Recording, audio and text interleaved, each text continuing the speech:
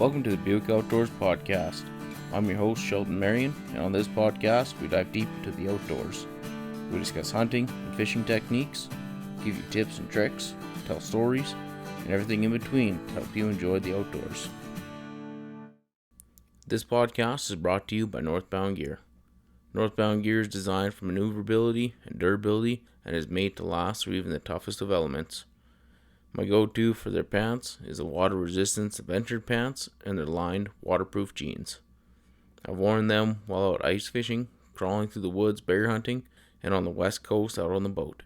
And I even wear them around when I'm having a lazy day at the house. They are that comfortable. They also offer jackets, summer pants, backpacks, and many more. Men's and women's sizes are available, and by partnering with One Tree Planted, you're planting a tree with every purchase.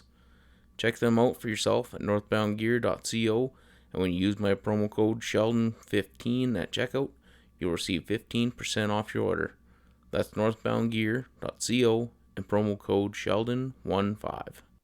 Hey everyone, welcome back to another Buick Outdoors Podcast. If you're new here, I'm your host Sheldon Marion, and before we get into this episode, if you're watching this on YouTube and you want to listen to it, head over to pretty well any major podcast platform and search up the Buick Outdoors Podcast if you just want to listen to it.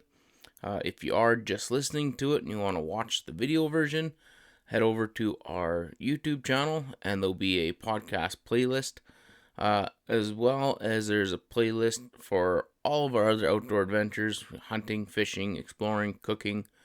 There's a little bit of everything for everyone, and then while you're over there, don't forget to subscribe to the channel. Well, welcome back to another Buick Outdoors Podcast. I know I've been away for a little while here, but I'm back at it here now. This fall, we were pretty busy doing a pile of chicken hunting. I'm sure if you watch our YouTube videos, you have seen quite a few videos coming out of our chicken hunts. And after this fall, I just kind of put this on the back burner, took a little break for a little bit, but I'm back at it here now. So I'll be putting at least one out per month kind of thing, maybe two per month. But we'll see. But anyways, this winter we've been off to actually a pretty slow start. In November it was really warm, couldn't really go anywhere. There's hardly anything for snow. And then in December here, we ended up having that real cold snap that happened, and then I was working for 3 weeks straight. And now that I'm home, the weather is just not cooperating again. The weather itself, it's nice, but all the roads around here, they're just slippery as hell, full of ice. We got hoarfrost everywhere.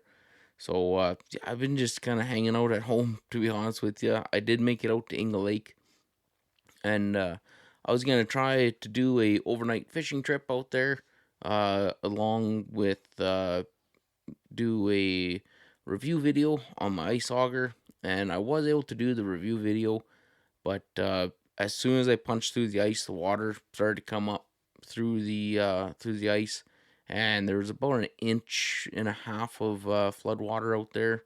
And once you have that flood water, there's not much you can do. Even if you just punch a hole through the snow and through the ice kind of thing and just leave everything there, eventually everything just kind of turns to slush, and it's not very fun whatsoever. Plus, I want to do an overnight trip, so if I set up the tent skirting would have eventually froze down into that flood water.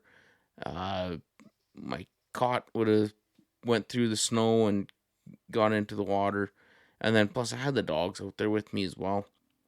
And after about 10 or 15 minutes after I punched through the ice, I was just kind of watching it and seeing what was happening. And the dogs' feet, they were already wet. My feet were wet, and I was standing in slush. And it's just not too much fun when you're dealing with that stuff. So I packed everything up and I came home. If you guys want to watch that review video, it's on the Ion R1. It's an 8-inch electric ice auger, and that thing was just wicked. I wasn't too sure about an electric ice auger. I wanted to get a power auger for a little while. This one came on sale and it was actually cheaper than the gas ones. So I thought, what the heck, why not? I'll give it a go. And I'm telling you, that thing is wicked. I punched through the ice in just a few seconds, and it's an 8-inch bit. Uh, the hardest thing with that is pretty well pulling it out of the truck. It only weighs like 23 pounds, and that thing is just phenomenal. The problem with the electric ice augers, though, uh, I wouldn't feel overly too confident right now, taking it into like a real remote place where you have to like slide in, kind of like Clue Lake for your 20 miles from the truck. Uh, just because it runs on a battery. If you have a generator with you, that it'd be fine then. But if you have just a real remote sled in place where you don't have a generator or anything like that, I would probably still just bring my hand auger or maybe even a gas powered one. They've been around for generations now, and they are fairly reliable. I've seen those in some pretty remote places and haven't really run into too many issues with them. But yeah, the world of electric motors and battery powered stuff, it's just phenomenal. With that Ion, it has a 5 amp 40-volt battery. With the 8-inch one that I got, supposedly you can go through, I think they were saying 1,600 inches of ice on one battery charge. Granted, that's probably on like a warm day where your battery's not getting cold, kind of a thing. And then if you get the 10-inch model, I believe it's 1,200 inches of ice. So with that, I bet you there'd be a lot of people out there that they're only going to charge that battery like once. And then plus two, to quote unquote fire it up, you put the battery on it, you put the little rubber strap on it, and you pull the trigger, and you're cutting ice. Uh, I've seen a lot of gas powered ones where whoever put it away last year didn't put any like fuel stabilizer in it or didn't drain the gas tank or anything like that. Or there's frost in the carb, and whatever the reason is, it won't fire up, or it'll fire up and it'll die after you hit the throttle, or it runs but it kind of just spits and sputters and doesn't run properly. And you know I'm sure there'll be issues I'll have eventually with my electric one too. But yeah, for me, I don't really do too much remote stuff. uh and if I do, I honestly just like bringing my hand auger. uh as long as my arms work and my blades are sharp, the hand auger usually does a pretty good job. uh they're the most reliable for sure. But yeah, that electric ice auger, that thing has been it's a game changer, really. So yeah, I'm really excited about using that here for the next few years or however long I have it. And I think when that thing busts and breaks up eventually, because I'm pretty rough on my stuff, so far, like I've only used it once, so I'm just kind of blowing smoke right now. But I wouldn't have a problem buying a second one. Uh, you can run it. I mean, if it goes through 1,600 inches of ice, you can run it all day long, and you won't run out of gas, kind of thing. Also, with it being electric, I can set up my ice fishing tent, get it all staked down. If the wind's blowing like crazy, you can get into a nice warm shack. And when you start drilling, you don't have to worry about the fumes. You don't have to worry about gas spilling out. You don't have to mix oil and gas together and all that. You just take your battery, plug her in, and away you go. And it's super simple. So for that aspect, it's awesome. And then if you have like an ice fishing shack that actually goes out on the ice that you pull in behind and stuff, you don't have to leave your doors and windows open to clear all the air out and all that. You can just fire it up and punch your holes. The way that the blade design is too, it's not just two blades. They're in the middle. There's like a chisel tip. So apparently, according to Ion, the way that works is if your hole freezes over. If you ever seen that before, that ice for whatever reason, it seems to be just kind of hard for your blades to grab again, and that chisel tip, it kind of gives it almost like a pilot hole to go into, and they say drilling through a pre-drilled hole kind of thing that's froze over, that makes it so much easier to go through. So if you do have an ice fishing shack that you just drag out onto the ice and you leave it there for the winter or whatever, when you come back the next weekend or a couple days later or whatever the case is, uh, yeah, they say you can just open up your hatches, grab your ion, put it on there, and it just zips through it like nothing. And yeah, the ice out there in Inga, it was probably about 2.5 feet thick, and it took me, I don't know, a few seconds to drill through it. Maybe 10 to 15 seconds. I wasn't counting or nothing, but it was quick. And that's with the 8 inch too. It wasn't like a small little 6 inch. So yeah, this is starting to kind of sound like a commercial for Ion, but yeah, if you guys want to check that video out, and if you're in the market for one, whatever. But yeah, I'll let you guys decide which one you want to buy. I would honestly lean towards that electric one, though it is that good. But anyways, yeah. In November, I said that me and Shelby went out and we snared some rabbits, and that was a nice little trip that we did. Well, it wasn't a trip; it was just up the road here. But it brought back a lot of good memories for me. It just reminded me so much of being on the trap line, and then I also really enjoy teaching people just the way of trapping and hunting and fishing. I mean, that's why I started Buick Outdoors, and having Shelby right in there and actually wanting to learn, it was pretty wicked.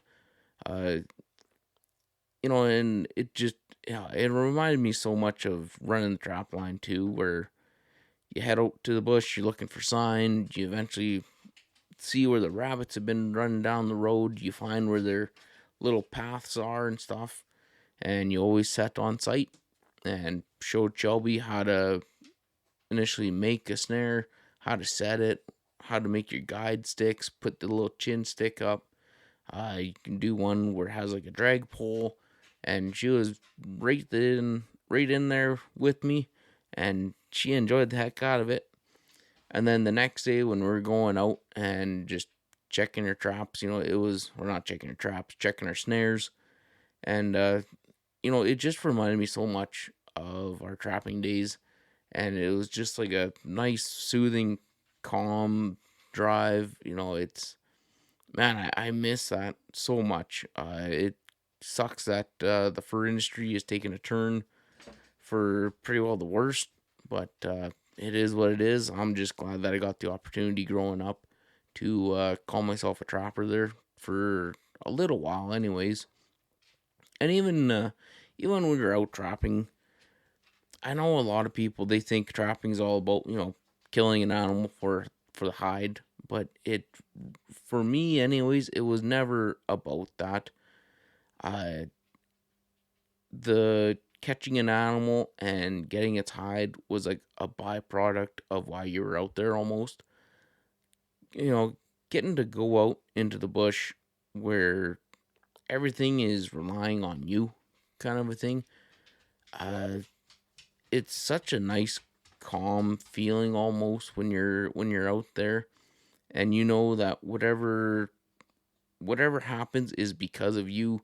If you have a good weekend or a good week, month, however long you're out there for, it was because you did it. You put in the work and you put in the effort. Uh, Also, just like from the time that you get to the cabin to the time that you leave, it's peaceful. Uh, if you're living in town, maybe ask yourself, when was the last time that you've actually been somewhere where you've been able to just stand there and not heard a noise other than maybe a squirrel or a chickadee chirping. You know what I mean?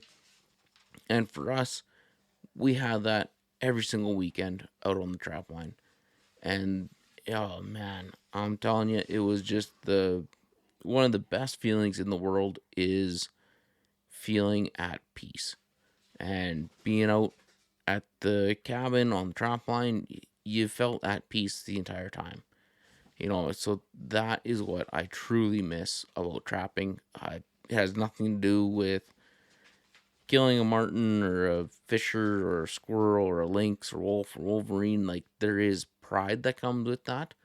Uh, but happiness doesn't. Happiness comes from the peace and serenity of just being out, being one with nature, kind of being equal with nature.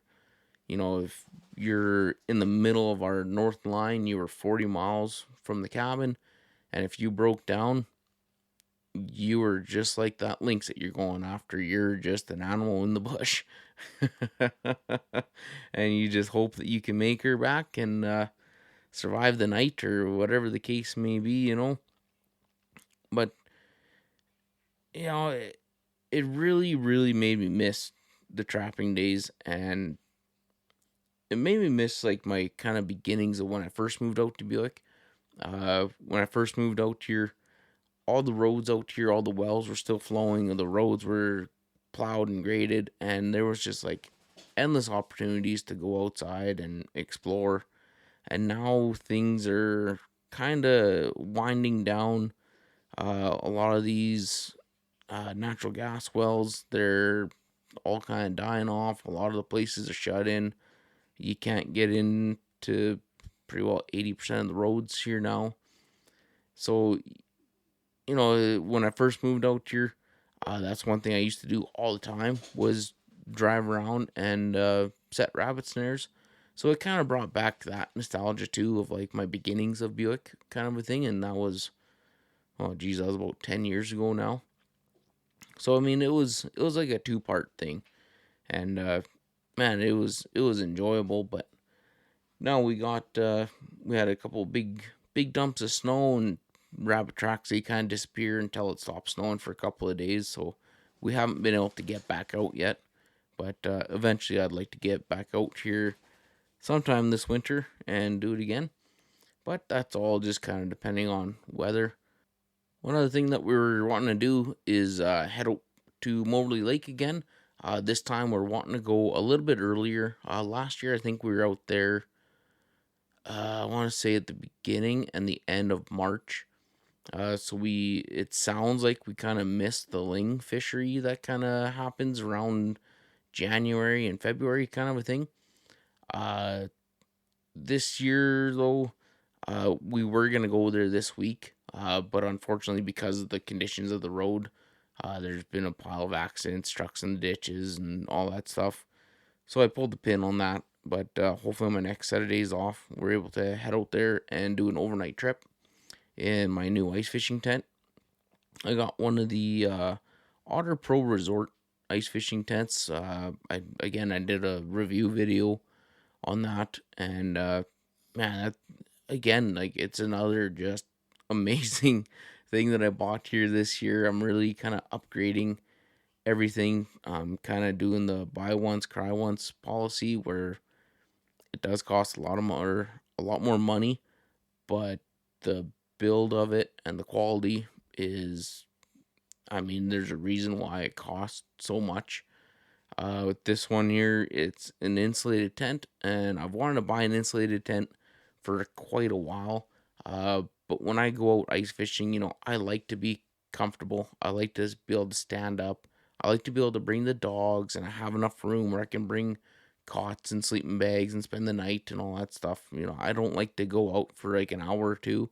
I like to go out for a day or two, kind of a thing. So this one here, the total fishable area is 103 square feet, and it's fully insulated all the way around. On the one side, it had just like that regular kind of V door, just what you see on every other ice fishing tent. And then on the other side, it has an actual manway door. So the zipper goes all the way from the bottom of the ice, and it comes up all the way and up and over your head. So in that way, when you open it up, it's just a clear, straight through path. There's nothing that you're gonna be tripping on. And man, like the thing is wicked. Tonight, I'm actually gonna be setting it up in the yard here, and we're gonna be doing a little overnight, pretty well camp out just in the yard in it, because I gotta get out of the house. I've been inside for not quite a week, but a few days, and I'm starting to get a little squirrely. It kind of happens to guys like me where, I'm just an outdoorsman. I can distract myself with, the odd game or movie or YouTube, whatever.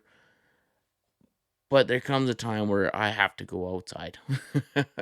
So even if it's something as simple as just going outside and having a little camp out in the yard or on the driveway or whatever, and we're honestly going to be cooking some hot dogs over the buddy heater and just relaxing and kind of just breathing in fresh air, kind of a thing. Uh, it's kind of hard to describe to most people, but I'm sure if you're like me, you know exactly what I'm talking about. Where when you're inside, you just you almost feel boxed in, kind of a thing. So you just need to go outside, and heck, even just to go outside, just to be outside. It feels good.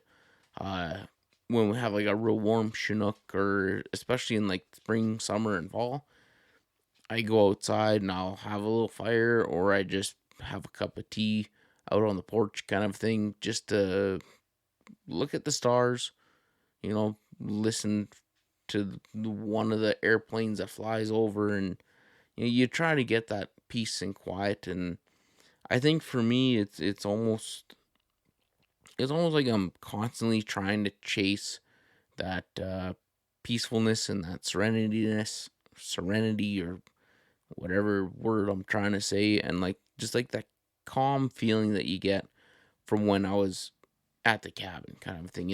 I'm always kind of chasing that, almost like a drug. And there's a lot of times too, like I want to find that I'm still looking for that one special place out in the bush where I can just call it kind of, my camping spot, and have a nice little place set up, and I can just go there whenever, and maybe bring my ice fishing tent, pop it up, use it like a pop up wall tent, or when it's warm, sleep on the ground, sleep on a cot, bring a sleeping bag, kind of thing. And just because when you're out in the bush and you're just surrounded by trees, you listen to the wind. It's so nice and soothing, and we kind of have that at the one spot that we kind of nicknamed Blaine's Tree. There's a funny story with that. We call it Blaine's Tree because we were out having a fire, and we decided to spend the night out there.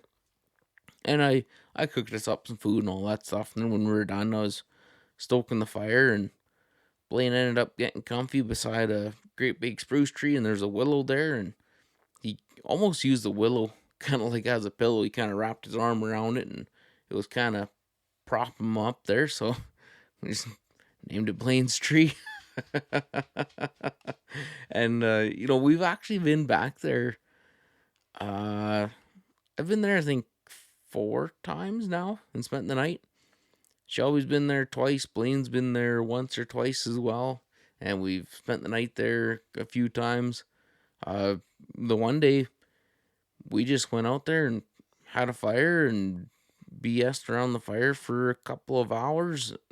Once it was dark for, I don't know, it was dark for a while. It was about midnight, and we thought, well, maybe we should go back home. And so we hopped back into the trucks and came back home here, and everybody went to sleep because we didn't have the sleeping bags or anything like that. We just went out there with the camping chairs and pretty well my axe and I think my chainsaw, and yeah, we just had a nice relaxing time out in the bush, and you didn't hear nothing except for a couple of coyotes, and I think there was a raven that flew over, and one airplane. Other than that, there wasn't a sound of nothing out there other than just us enjoying ourselves. And man, it was really nice. It was nice and soothing, and it does you good when you get to head out and do something like that. Especially if you live in town. Man, you gotta get away from all the noises of town and just head out to the bush. Even if you just go to an empty provincial park and just sit on a picnic bench, whatever. If you're a guy that likes KFC, get your bucket of chicken, head out to the lake, and just like have lunch outside. something simple like that. It doesn't exactly reset you, but it definitely makes you feel a lot better. And I'm really trying to focus on that here this year, seeing how it's New Year's and all that stuff. I just want to put myself into more peaceful situations, I guess is what you could call it. And yeah, I'm hoping you guys kind of do the same thing. But seeing how this is the first one that I've done in quite a while, I'm fairly rusty at it, so I'm kind of running out of things to say here. So I appreciate you guys kind of waiting for this new podcast to come out. If you're watching this on YouTube and you want to just listen to this, it is available everywhere that you get podcasts. Apple, Spotify, iHeartRadio, a bunch of other smaller ones like Podbean. Uh, yeah, basically anywhere that you can get a podcast, you can listen to this. Also, if you're just listening to this and you want to watch it, well, we do put out the video version.